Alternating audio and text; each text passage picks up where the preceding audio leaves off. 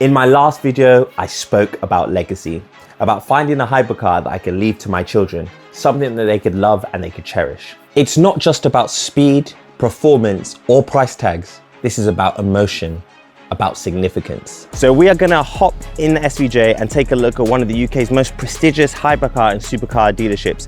The reason we're going to SVJ is because I want whichever hypercar I get to be as exciting and as thrilling as the SVJ is for me anyway. So yeah, let's have a fun, relaxed journey down with no speeding and no loud, in fact, I'll keep the valves closed the entire time.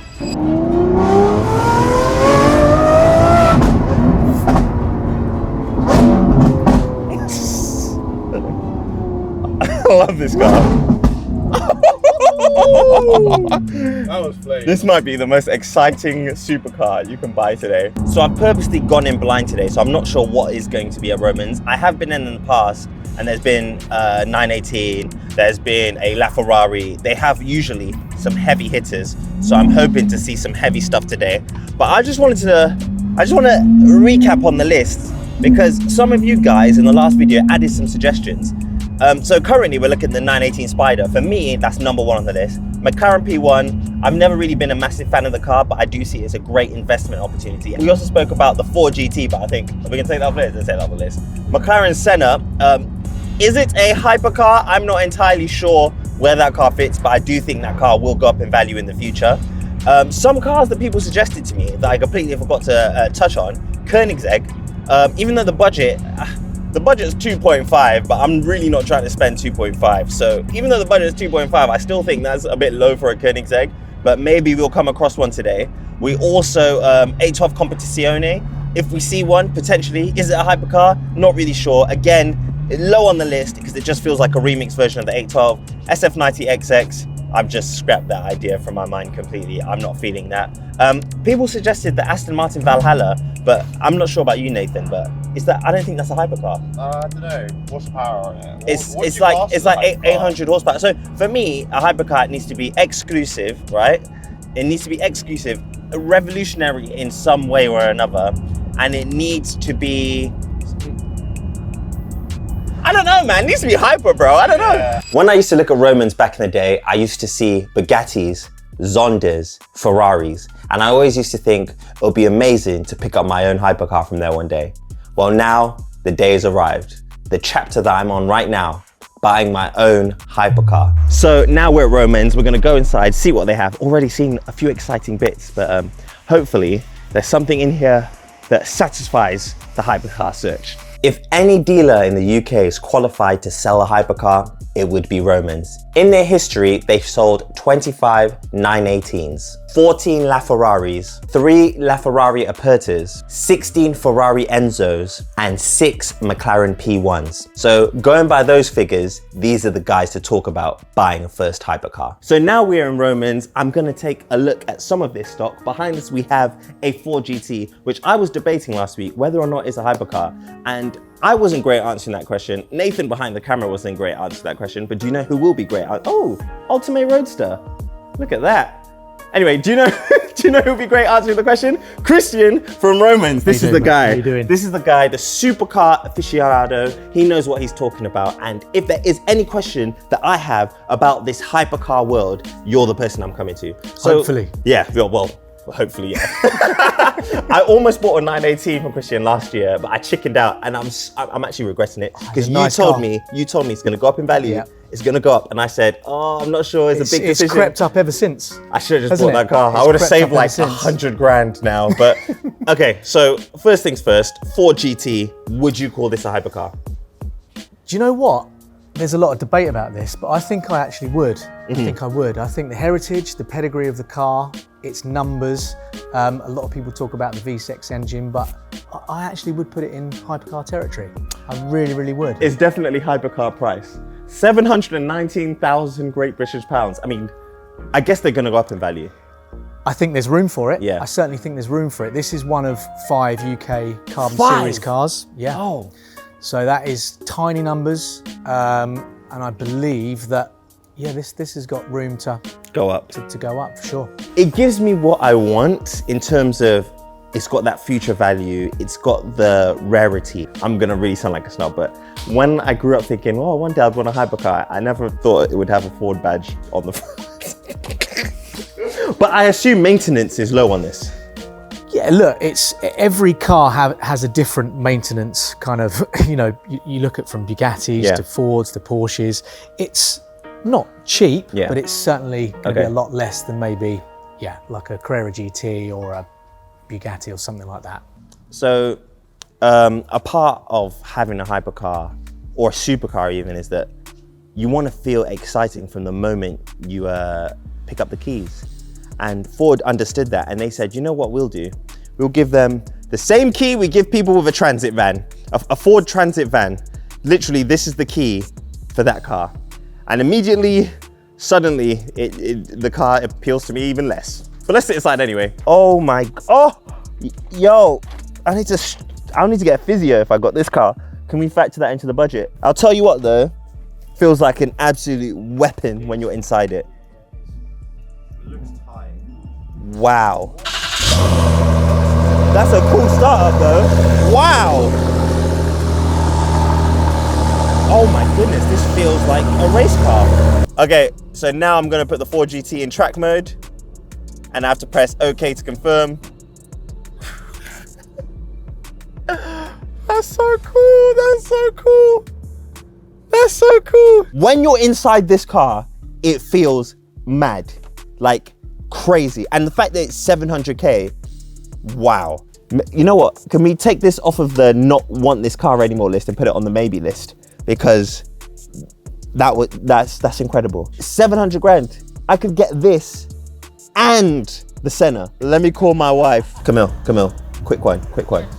Yeah. Instead of the 918, I've just realized I could get a McLaren Senna and a Ford GT. One of them is a McLaren Senna. I mean, that's a great car. The other one is a Ford. I mean, why not? This is, you see, when people say, Tommy, why do you have so many cars? It's because I have an enabler for a wife. She just said, why not? Okay. All right, thanks, darling. Thanks, darling. Vibes. It helps to have a very supportive wife. As you can see, Camille encourages me to explore these things because she knows I've done my research and she knows that I'm pretty well versed in the world of cars. However, I think I'm going to take a step back just to reconsider because I'm in the process of downsizing and getting something amazing. Do I really want to be adding 2 separate cars to the collection instead? So how long have you been selling hypercars and supercars? So I've been working for Romans International for probably just over 10 years, but known Paul and the family for way over 20 years. Okay. So, but within the sales role and part of the buying department, just over 10 years now. So it's a family-owned business? Yes. I see. Yeah. And in that 10 years, you must have seen some pretty crazy stuff come and go. Amazing stuff come and go. Yeah, sometimes, you know, every day we still get excited, all of us, by these cars. We're petrol heads at the end of the day, so we love everything that we buy and everything that we sell. And we kind of just get like kids. When something special arrives, which everything is special, but sometimes you get the unicorns, and we're all out there watching the delivery or the transporter unload it, and we kind of get like that every time. So I never get bored of it. I never ever get bored of it. Just like this, just casual MC12 behind us, just casual. Like way out of budget, but I just thought it'd look nice in the video, but don't try and tell me to buy that. No, I think that's your next car. No, it's really That's why I brought you over this side. No. Let's up the budget a little bit. Speaking of budgets, for I guess under £2 million, what do you think is the most undervalued hypercar at the moment? I probably would say the Senna. I honestly think that's undervalued at the moment. It's kind of like an attack on the senses. Oh my God. You feel everything, you hear everything. This guy's a great salesman. It's not, I'm not trying to sell you one. They are just immense. But am I right in saying that you have one for sale? I've got one, yeah. Let's go look at a Senna. The Senna was on the list and it would save me a lot of money getting the Senna. So behind me is a McLaren Senna and it looks absolutely bonkers. I forgot how crazy this car looks. And I saw it and I just can't stop smiling. So if I was to get something like this would leave me so much space in terms of my budget. And I assume running costs aren't as high as a P1, for example. No, nowhere near. They're actually, running costs on the Senna are actually very, very low. Servicing is very reasonable. Maintenance is reasonable. What a stunning car. Can I sit inside it? Yeah, of course. Yeah, open it up. And do you know what? This has something that a lot of the cars on my list don't have, and that's updoors. That's what I call them anyway. I think these are actually called, what would you call these ones? They call them not gullwing, not falcon. Not Bucks, No, what is it? A bird. A bird. The right term for the doors is this, and I always knew it. I was just testing everyone. Let me see if I can get in the center. I had a 765, and from my understanding, the chassis is essentially the same. So it will be a very similar experience getting in and out of, which, like, it wasn't fun getting in and out of my 765. Yeah, I'm only small, and it's, you create a little knack. I always go left leg, bottom, my trousers, and then swing over. My trick was always to go butt first. Yep. I mean, it's not necessarily sexy to get in and out of. I can see myself. You've got time to perfect it. Oh wow! I think you made that look pretty sexy. This is like a road. This is like a race car. This is actually a race car. I don't know. It feels special in here, but I must say, it feels very similar to my 765. Like even the smell of the interior. Is the exact There is a same. lot of similarities. And the steering wheel is really very, very simple in McLaren's, which I know some people love, but to me, it just doesn't, like from here, it screams supercar, right? But from the outside, it's hypercar. And I want to make sure that whatever car I get, whenever I sit inside it, I feel like I'm in a hypercar. But the main benefit of the Senna is the fact that it costs a lot less than every other car on the list. The McLaren Senna, a hardcore track-focused hypercar that turns heads no matter where it goes. However, does it lie firmly in the position of being a hypercar, or is it actually a supercar in disguise? Am I letting my own biases get in the way? Then there's the Ford GT, raw and race bred. A car that doesn't look so aggressive in pictures, but when you see it in person, it takes your breath away. The only thing limiting its hypercar focus is the manufacturer. Can a manufacturer that sells Ford Fiestas, Ford Mondeos and transit vans truly be a certified hypercar manufacturer? It's a hard question. However, after sitting in the Ford GT, I think this car lies firmly in the hypercar position. But something that makes the Ford GT and McLaren very appealing for me is their low price tag. Both coming in at sub £1 million, it's even possible for me to purchase both of these cars and still have money to play with. I have some cars that I want to sell to get rid of anyway, so I can make space for the hypercar, because it's not a cheap purchase, right? So I've got cars like, I know you're gonna be like, oh, Pro Sangue I want to get rid of. Yep, okay. Yep. And I do love the Pro Sangue, but the Urus Performante is more of a dailyable SUV, because essentially it's still an Audi. Yeah, I think so. Yeah. I think so. So More of a daily, yeah. it makes for sure. more sense to keep that. I'm lucky I got mine for really cheap though, so I'm very lucky You're in in a that good sense. place. Yeah, so I want to get rid of that. Yeah. It hurts me to say, this really hurts. The Revolto, I have to get rid of the Revolto. I love my Revolto, you know. I genuinely think it's the best amazing. supercar you can buy today. Yep. But there's no point in having that and a hypercar, I feel. I think because I'm keeping the SVJ, it's not really something that I would want to hold on to. Yeah, I think if you've got the SVJ, which in my opinion is probably the better car, and the safer car for sure, I think the Revolto probably needs to go. And I think if you get rid of those cars and you kind of, it amalgamates into one big hypercar, then I genuinely believe your money's safer in that one 100%, special car. 100%. So if you've got your money tied up in a 918 or a Senna or whatever it is, then you're more likely to be in a position of, And that Senna, that's a good looking car. But for now, I'm gonna place that on my possible list. I need to check out a Koenigsegg, I need to check out a P1. So I'm gonna try and find one of those. You haven't got a 918 in here now, but you said no, you could find one. I've got one in the back of my mind that I know of that we sold not that long ago. We've got a lot of people like you that want one. Yeah. People aren't letting go of them. Search continues. It continues. So those are two cars that fit into the world of, is this a hypercar? But the next car we're going to look at definitely fits the bill.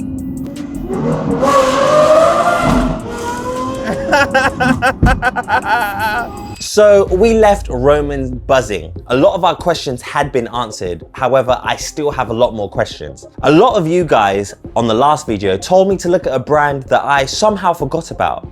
I'm not sure if that's a bad thing or an interesting thing, but let's check out one of the most renowned hypercar manufacturers in the world, Koenigsegg.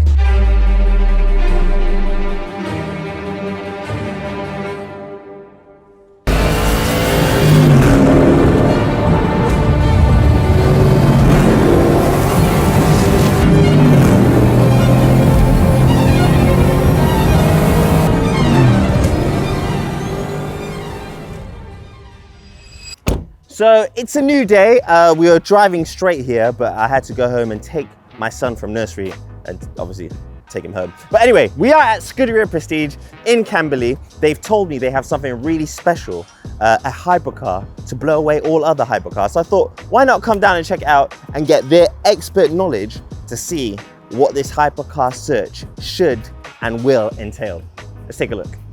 The vibe at Scuderia Prestige is very different from Romans. However, they still have a lot of the heavy hitters. You can find not only Koenigsegg's, but 812 Competiciones, LaFerraris coming in and out the door, and many of your run-of-the-mill supercars. But the Koenigsegg is what I'm here for, and it might just surprise you how interesting this manufacturer is. So I looked at a Senna, I looked at Ford GT, and I've looked at a few other cars online, but I spoke to Freddie at Scuderia Prestige here, and he told me he had a true hypercar ready and waiting for me. Do you want to introduce it?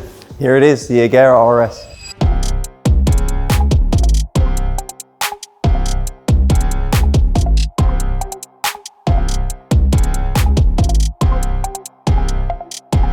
As you guys know, I put my name down for a Koenigsegg Gemera 2 years ago. I went and inspected it last year.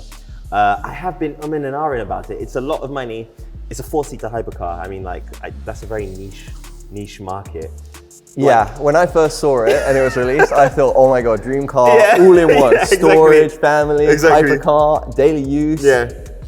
Not so much fuel economy and things like that, Yeah. but the whole electric side of it's great. It's moving forward into the future. Exactly. It's with the times, and look at it. I know, it looks great, but then I had the same thought as you. Then I thought, am I really gonna daily drive a £3 million car? And I don't think I will, especially not with my family in it. No, yeah. I think the Gemera idea, I mean, it's still there. My spec is ready, is good to go. But I think that maybe something like this might make a bit more sense for me. I was first introduced to this car through the Need for Speed film. Sure.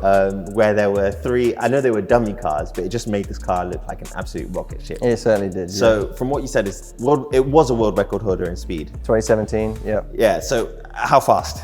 278 miles per hour. So in England, where we can only do 70 miles an hour, where am I gonna, even on a runway, I'm not gonna find enough. Like, where can you do 270? You have to take it to a... You got Race Wars this weekend. Oh yeah! And that's 2 miles, isn't it? Is it 2 miles? Is it 1.5 miles? I'm not entirely sure of the details. But Well, if I buy it before the weekend, I can see how close I can get. But Koenigsegg's are amazing. One thing I really love about them is the fact that Koenigsegg make everything themselves, apart from the wiper pretty much, and the tires. Yep. Everything is produced in-house. I mean, that's great. It has its own issues with that as well. If Sure. you have any problems with the car, you can only get it from Koenigsegg. You can't really go to a specialist for these cars, but who's taking a £3 million car to a specialist? No. You're gonna take it to the manufacturer, right? Yeah. So if I was to get this car, it would no longer be for me, getting rid of maybe the Revuelto and GT3 RS or something else. It would probably mean for me getting rid of everything for this car. Sure. So my SVJ would go, and that is my darling child. And the whole point of this is I wanted to leave my SVJ and another hypercar to my children when they get older. However, I could leave something like this to them, but then I would be sacrificing a lot in terms of I would no longer have my darling SVJ, and I will have a lot of money tied up in one car. And then also, like I said, there's a lot of money tied up in this, so it's liable to go any way. It's more of a risk. Sure. Do you know what I mean? Is it all right if I sit inside it? Yeah, jump in. I'm gonna take off my shoes because I don't want to scratch any carbon. So this is a lot easier to get in thanks to the, I believe they're called dihedral doors, right? Yep. So it's a lot easier to get in than some of the cars I sat in yesterday. Wow. Oh my goodness. I feel like I actually genuinely feel like I'm in a fighter jet. It feels like they've ergonomically designed the car around you. Yeah, wow. Yeah. This is a lot more comfortable than I thought it was gonna be. Yep. Wow, look at, I'll tell you what, this screen in front of you feels special, and you can't get it confused. You sit inside this, you know you're in a hypercar. Do you know what I guess a lot of it for me as well is running costs. The running Sure. costs on these cars are bonkers. Yeah. I mean, don't get me wrong. Yeah. You could go out for a weekend of mad fun, put it in for a service. Your advisories will be aesthetical advisories as well as mechanical advisories. You know, they're going to say to you, hey, look, this piece of carbon, this has got a small little scratch on it. Hey, look, the underbody, this has got a small little bit of damage there. So yeah, I mean, for instance, when we bought this car, I think we were looking at about 100K worth of advisories before we were able to put it on the market and allow it to sell. Yeah, I'm not sure. And they're all minor. Nothing would worry you apart from the price. And how much is a service on one of these? Do you know? It would depend on which service you're having. Major, let's go for. I don't know the exact number, but I'd imagine somewhere in the sort of 6 figures. This was a great car to sit inside, but I don't think this one's for me, you know? Something about it, I'm not sure I quite get on with it. How do you get out? You want to get out before you turn it on? I can turn it on. Let's turn it on. I might stay inside. Let me close this door. So I assume, go. Pop that in there. Which button is this? So it's that big one in the middle, yeah.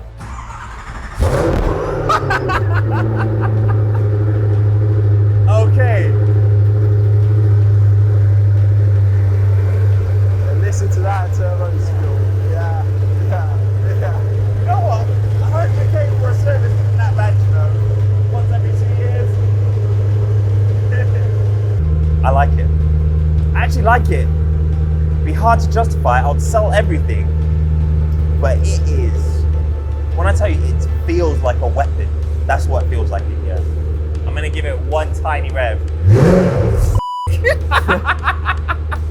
The Koenigsegg is a very appealing car. It's got the aggressiveness and it lies firmly in the hypercar realm. However, that price tag is a stinger. I'm not sure I'm in a position where I want or would spend close to £3 million on a single car.